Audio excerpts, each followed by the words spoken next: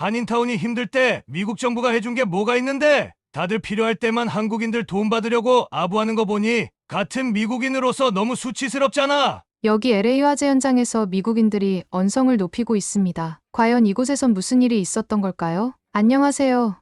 저는 머큐리라고 합니다. 올해로 27살이 되었고 소방관이라는 어릴 적 꿈을 이루어 현재는 네바다 주립국가 신입 소방대원으로 첫 발을 내딛었습니다. 어렸을 때부터 소방관이 되는 것이 저의 꿈이었어요. 제 꿈의 시작은 좀 황당해요. 어린 시절 아빠가 마당에서 잔디를 태우다 불길이 갑자기 크게 번지려던 순간이었습니다. 동네 사람들이 모두 양동이를 들고 나와 불길을 잡으려고 하는데 건조한 날씨 때문에 삽시간에 퍼졌어요.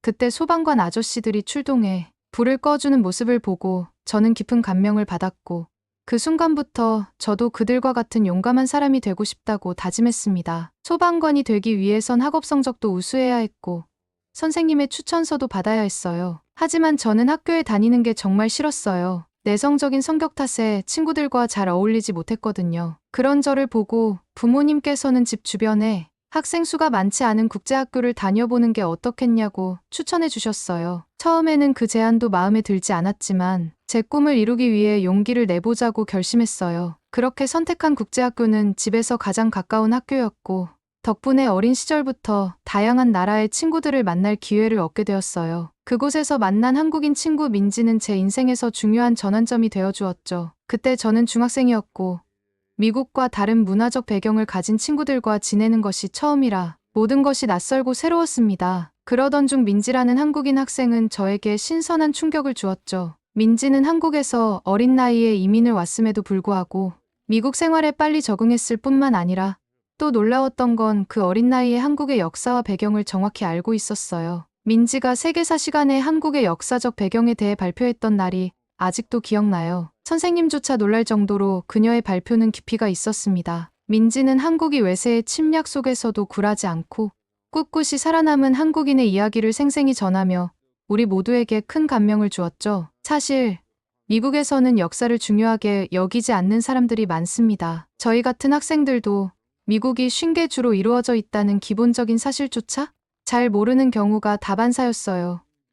그런데 민지는 미국의 역사도 꿰뚫고 있었습니다. 그녀는 수업 시간에 종종 미국 역사에 대해 논리적으로 설명하며 선생님과 토론하곤 했는데 이 모습이 정말 멋있다고 생각했어요. 또 민지는 배려심도 많아서 친구들에게 인기가 많았고 무엇보다 불의를 보면 절대 참지 않는 정의로운 사람이었습니다. 제가 민지와 친해진 계기는 사실 학교에서 일어난 불미스러운 사건 때문이었어요. 제가 다니던 국제학교에는 유난히 중국인 친구들이 많았습니다. 이들은 대부분 어릴 때부터 미국에 살던 친구들이 아니라 뒤늦게 이민 온 친구들이었습니다. 그래서인지 영어를 잘 못하거나 아예 쓰려고 하지 않는 경우도 많았어요. 어떤 친구는 학기가 끝날 때까지 중국어로만 생활했죠. 한 번은 제가 왜 영어를 쓰지 않느냐고 물었더니 그 친구가 되려 저에게 너희는 왜 중국어를 쓰지 않느냐며 배받아치더군요. 물론 학교 규칙상 모든 학생들은 영어로 대화해야 했지만 그 친구는 규칙 따위 아랑곳하지 않았습니다. 그런데 문제가 생겼습니다. 저는 어릴 적부터 한국 만화를 보며 자라왔고 그래서 한국어를 배우는 것에 자연스럽게 흥미를 느꼈어요. 방과 후에 한국어 책을 읽거나 한국어로 노트에 필기하는 것이 저희 작은 취미였습니다. 하지만 이를 못마땅하게 여긴 몇몇 중국인 친구들이 있었어요. 그들은 제가 열심히 공부하던 한국어 책들을 몰래 가져가더니 심지어 학교 뒤편의 소각장에서 태워버리기까지 했습니다. 처음에는 누가 그랬는지 몰라서 속만 상했죠.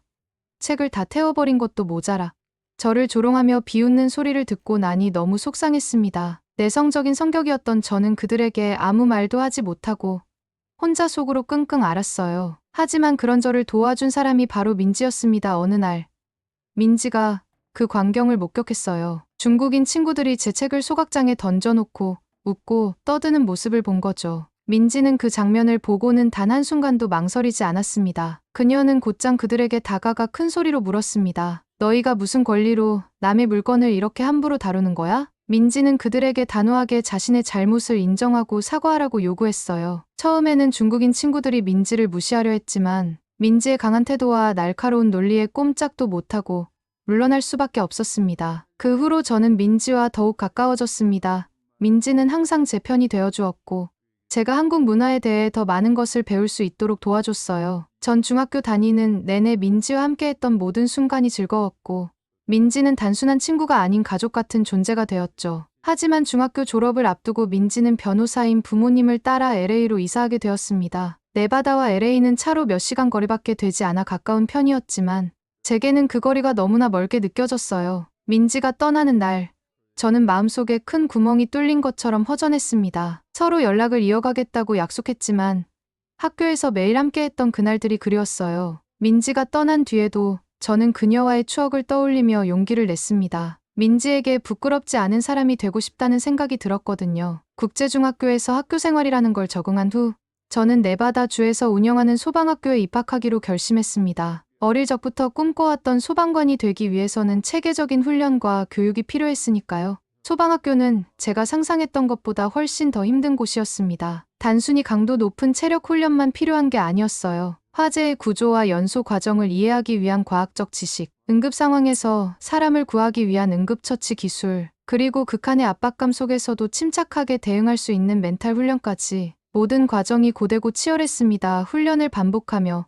정신력과 체력을 꾸준히 단련한 끝에 저는 마침내 졸업시험에서 우수한 성적으로 소방학교를 마칠 수 있었습니다. 그리고 소방학교를 졸업하고 드디어 소방관으로 임명되던 날, 제 기쁨을 가장 먼저 진심으로 축하해준 사람은 바로 민지였습니다. 비록 그녀는 LA에 있었지만 전화로 저를 격려하며 내가 해낼 줄 알았어 라고 따뜻한 응원의 말을 전해주었습니다. 그 순간 민지와 함께했던 추억들이 떠올랐고 그녀의 응원이 제게 얼마나 큰 힘이 되어왔는지 다시 한번 깨달았습니다. 그렇게 저는 네바다 주립 소방서로 첫 발령을 받으며 어린 시절부터 간절히 꿈꿔왔던 소방관의 길에 첫 발을 내딛게 되었습니다. 하지만 얼마 전 뉴스를 통해 LA에서 발생한 대규모 산불 소식을 접했습니다. 화면 속 불길은 끝없이 번지고 있었고 하늘은 연기로 뒤덮여 짙은 붉은 빛을 띠고 있었습니다. 불길이 너무 거대해서 마치 도시 전체가 집어삼켜지는 것처럼 보였습니다. 그 광경을 보는 순간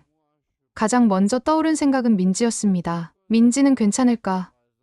저는 급히 민지에게 연락을 시도했지만 전화는 연결되지 않았고 답장도 오지 않았습니다. 시간이 흐를수록 초조함과 불안감이 커져갔습니다. LA에 살고 있는 민지가 이 불길 속에서 무사히 대피했는지 확인할 수 없다는 사실이 저를 더욱 괴롭게 만들었습니다. 뉴스에서는 상황이 점점 더 악화되고 있다고 보도했습니다. 산불은 이미 LA 카운티 전역으로 번져 160제곱킬로미터 이상의 면적을 태워버렸다고 했습니다. 이 면적은 샌프란시스코 전체보다 더 넓은 규모였습니다. 산불의 원인은 아직 정확히 밝혀지지 않았지만 강풍이 불길을 더 키우고 있다는 점이 분명했습니다. 시속 5,070마일에 달하는 돌풍이 예보되었고 산악 지역에서는 113km 이상의 강풍이 불길을 걷잡을 수 없이 확산시키고 있었습니다. 특히 바람에 날아다니는 불씨들이 새로운 화재를 끊임없이 발생시키며 악순환을 만들고 있었습니다. 화재 현장의 모습은 참담했습니다. 끝없이 이어지는 불길은 마치 거대한 용암처럼 모든 것을 집어삼키고 있었고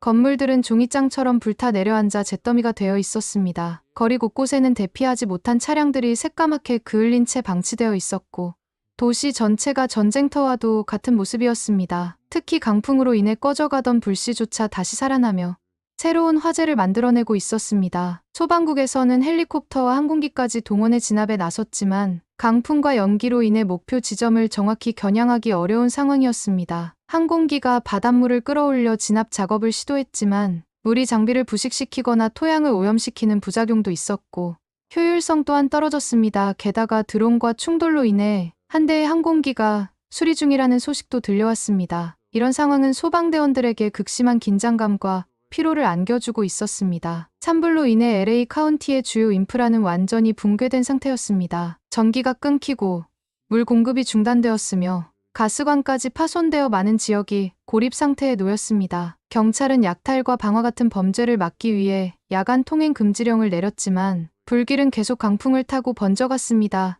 특히 산악 지역과 언덕 지역에서는 수압이 약해 소방호스를 통한 물 공급이 원활하지 않았고 고지대의 불길은 접근조차 어려운 상황이었습니다. 저는 뉴스를 보며 이 모든 참혹한 상황 속에서 민지가 무사히 대피했는지 알 수 없다는 사실이 너무나 고통스러웠습니다. 제게 가장 소중한 친구였던 민지를 위해 제가 할 수 있는 일이 아무것도 없다는 사실이 무력하게 느껴졌습니다. 소방관으로서 사람들을 돕는 것이 제 사명인데 정작 제게 가장 소중한 사람을 구하지 못할지도 모른다는 생각에 눈물이 났습니다. 민지는 어린 시절 제게 가장 큰 힘이 되어준 친구였습니다. 그런 민지가 이 거대한 불길 속에서 고립되었을지도 모른다는 사실이 너무나 괴로웠습니다. 그러던 중 LA 소방청으로부터 협조 요청이 들어왔습니다. 현재 LA는 소방 인력과 장비, 심지어 소방용수까지 모두 부족한 상태라는 내용이었습니다. 강풍과 화재 규모 때문에 소방관들이 끝없이 투입되고 있었지만 여전히 역부족이라고 했습니다. 저는 주저하지 않고 파견 지원서를 작성했습니다. 부모님은 저를 걱정하며 말리셨습니다. 위험한 상황이니 좀 더 경험을 쌓고 가면 안 되겠니? 나는 부모님의 말씀에 마음이 흔들리기도 했습니다.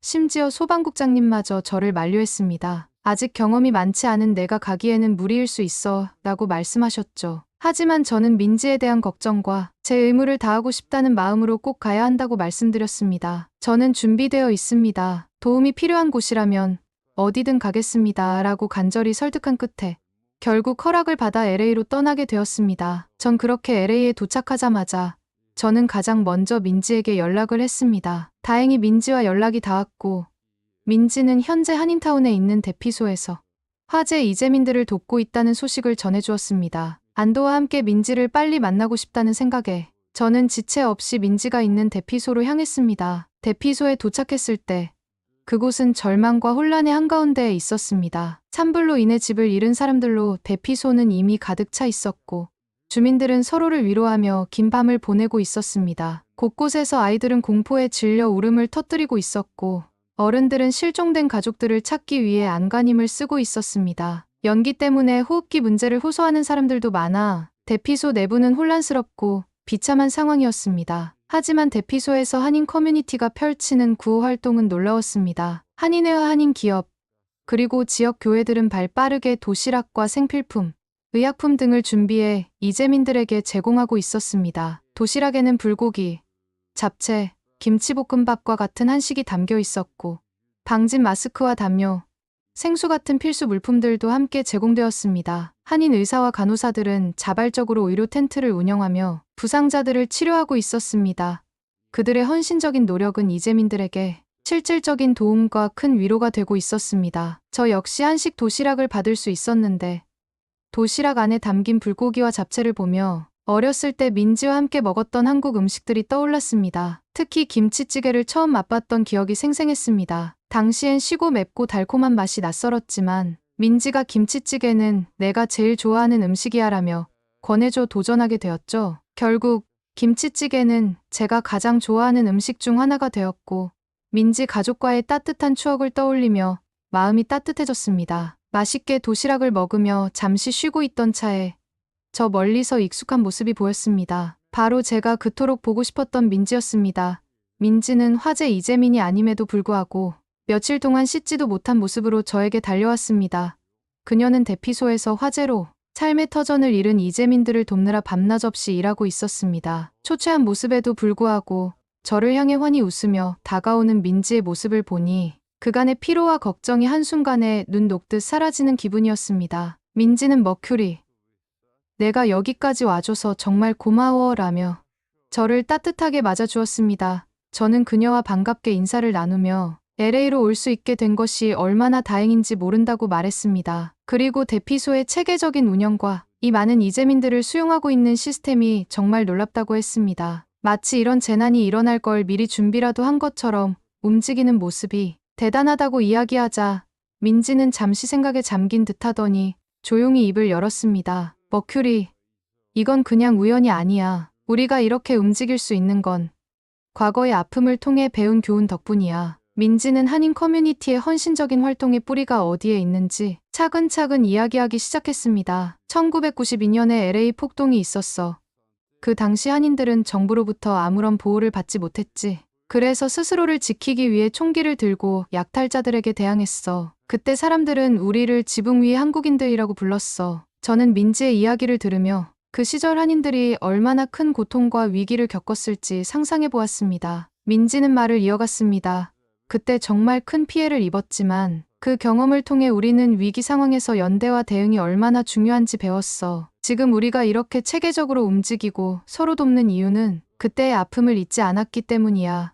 그녀의 말은 깊은 울림을 주었습니다. 대피소는 단순히 이재민들이 모여있는 공간이 아니라 희망을 만들어가는 장소였습니다. 자원봉사자들과 한인 커뮤니티는 함께 힘을 모아 대피소를 운영하고 있었습니다. 한인 전기 기술자들은 발전기를 설치해 대피소와 의료 텐트에 전기를 복구했으며 그 덕분에 부상자들이 더 나은 환경에서 치료를 받을 수 있었습니다. 밤낮 없이 움직이는 자원봉사자들은 필요한 물품을 나르고 부족한 자원 속에서도 최선을 다해 이재민들에게 도움을 주고 있었습니다. 특히 민지는 대피소에서 자원봉사자들과 함께 음식과 생필품을 준비하는 일을 하고 있었습니다. 머큐리, 이건 단순한 구호 활동이 아니야.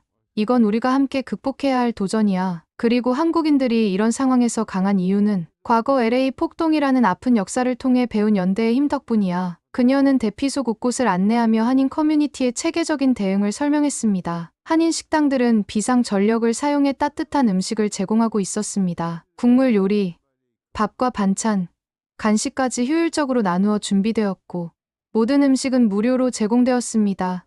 식당 직원들 역시 자원봉사자로 참여해 이재민들에게 따뜻한 식사를 전하고 있었습니다. 화재 피해 지역별 필요 물품 리스트가 마트에 게시되어 있었고 손님들은 그 리스트를 보고 물건을 구매한 뒤 기부를 하고 있었습니다. 민지는 대피소의 의료 텐트로 저를 데려갔습니다. 한인 의사와 간호사들이 자발적으로 운영 중인 이곳은 첨단 환자 관리 시스템을 도입해 환자들의 상태를 실시간으로 모니터링하며 필요한 치료를 제공하고 있었습니다. 이 시스템은 제한된 의료 인력이 많은 환자를 돌볼 수 있도록 돕는 혁신적인 도구였습니다.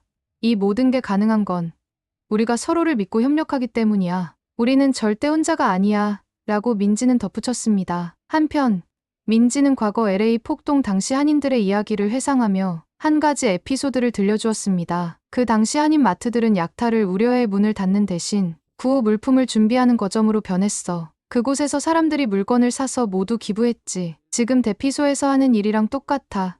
우리는 그때의 아픔을 통해 배웠고 이제는 이런 재난 속에서도 서로를 돕는 방법을 알고 있어. 저는 그녀의 이야기를 들으며 과거의 아픔을 넘어선 한인 커뮤니티의 연대 정신에 깊은 감명을 받았습니다. 그리고 민지의 헌신적인 모습은 제가 소방관으로서 이곳에 온 이유를 다시금 상기시켜 주었습니다. 이곳은 단순히 생존을 위한 공간이 아니라 희망과 연대의 힘으로 가득한 곳이었습니다. 민지는 피곤한 기색에도 불구하고 웃으며 말했습니다. 머큐리, 내가 여기 와줘서 정말 힘이 나. 우리 모두 힘을 합치면 이 재난을 이겨낼 수 있어. 그녀의 말은 제게 큰 용기를 주었고 저는 소방관으로서 그리고 친구로서 이곳에서 할 수 있는 모든 것을 다하겠다고 굳게 다짐했습니다. 무엇보다 이곳에서 민지와 함께 할 수 있다는 사실은 제게 커다란 위로이자 희망이 되었습니다. 그녀와 함께라면 그리고 한인 커뮤니티와 함께라면 어떤 재난도 극복할 수 있을 것이라는 강한 믿음이 생겼습니다. 솔직히 말해 이런 헌신적인 한국인들이 없었다면 LA는 벌써 무너지고 말았을지도 모릅니다. 이 자리를 빌려 한국인 여러분들께 깊은 감사의 인사를 전합니다. 여러분의 연대와 희생정신은 이 재난 속에서 진정한 희망의 불씨가 되었습니다. 재미있게 들으셨나요? 한국인분들은 어떤 생각이 드시나요? 여러분들의 소중한 댓글을 기다리겠습니다. 감사합니다.